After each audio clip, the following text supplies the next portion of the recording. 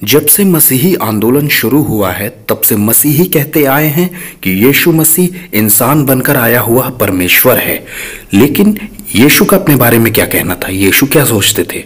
सारी लिखी आलोचनाओं और इतिहास के पन्नों को छानकर इतिहासकारों ने इसका हल ढूंढ निकाला है।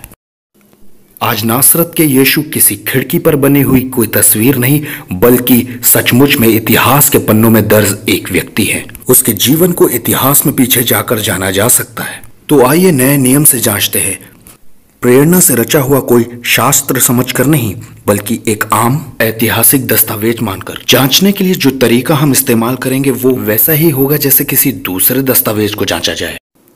जब इतिहासकार यीशु को ढूंढते हैं इतिहास में, तो वो क्या पाते हैं? पहला, यीशु ने दावा किया कि वो मसीहा है। यीशु के समय में यहूदी इंतजार कर रहे थे एक वादा किए हुए मसीहा का, जो कि राजा दाऊद के वंश का होगा। ये राजा एक योद्धा होगा और इसकी सेना विजयी होगी और ये इजराइल में एक नई आत्मिक उन्नति लाएगा।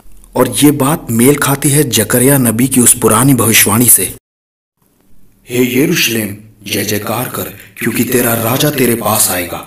वो धर्मी और उद्धार पाया हुआ है, वो दीन है और गधे पर बैठकर आएगा। यीशु का यरूशलेम में विजयी प्रवेश गधे की पीठ पर बैठकर आना आखिरी हफ्ते में अपने आप ही में एक अलग स्रोत है, किसी ऐतिहासिक घटना का जरूरी मापदंड है। ऐसा करने से यीशु जानबूझकर उत्तेजित कर रहे थे उन लोगों को कि मैं ही प्रतिज्ञा किया हुआ मसीहा हूं और इजरायलियों का राजा हूं। इसके अलावा यीशु के क्रूस पर मसीही दावों का मजाक उड़ाने के लिए लगाई हुई तख्ती भी यही बयान करती है। आगे चलकर मसीहियों का इस खास शीर्षक का इस्तेमाल ना करना दिखाता है कि ये बात सच है। पहली सदी के यहूदियों के लिए मसाया शब्द बहुत ही अर्थ रखता है और यीशु का ये दावा करना इन सब बातों का दावा करना था। यीशु ने एक दावा और किया था, परमेश्वर का बेटा होने का।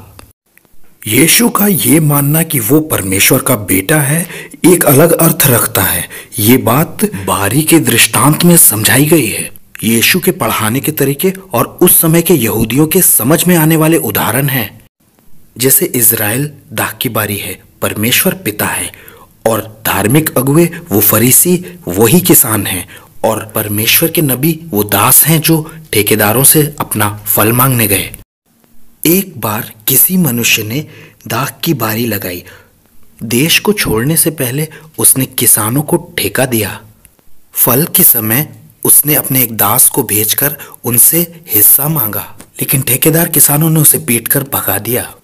तो मालिक ने और दासों को भेजा, लेकिन ये भी पीटे गए और मारे गए। और आखिरी में उसने अपने इकलौते बेटे को भेजा, ये सोचकर कि निश्चय वो मेरे बेटे का तो आदर करेंगे। लेकिन उन ठेकेदार किसानों ने आपस में बात की और कहा, यही तो वारिस है, इसे मार दो और ये दाख की बारी हमारी हो जाएगी। तो उन्होंने उसे मार दिया। इस दृष्टांत से हम क्या समझते हैं कि यीशु अपने बारे में क्या सोचते थे?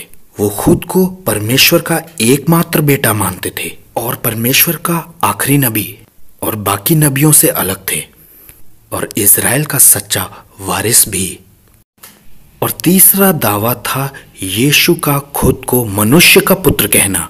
यीशु का सबसे पसंदीदा पद जो वो अपने लिए इस्तेमाल करते थे, बाइबल में सुसमाचार पत्रियों में 80 से ज्यादा बार दिया है। नए नियम के ज्यादातर इतिहासकार इस बात से सहमत थे कि यीशु अपने आप को मनुष्य का पुत्र समझते थे।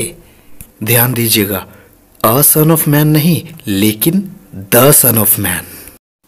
यीशु हमारे ध्यान को दानियल भविष्यवक्ता के एक दर्शन की ओर खींचते हैं जो 7वें अध्याय में दिया है। मैंने रात में एक स्वप्न देखा और देखो मनुष्य के संतान सा कोई आकाश के बादलों समेत आ रहा था और वह उस अति प्राचीन के पास पहुंचा और वे उसको उसके समीप ले आए। तब उसको ऐसी प्रभुता, महिमा और राज्य दिया गया कि देश देश और जाति जाति के लोग और भिन्न भिन्न भाषा बोलने वाले सब उसके अधीन हो। उसकी प्रभुता सदा तक अटल और उसका राज्य अविनाशी ठहरा।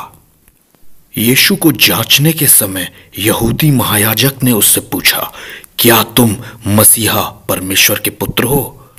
और उसके जवाब ने कोई संदेह नहीं छोड़ा। उसने कहा, मैं हूं। और तुम मनुष्य के पुत्र को सर्वशक्तिमान के दाहिनी ओर बैठे और आकाश के बादलों के साथ आते देखोगे।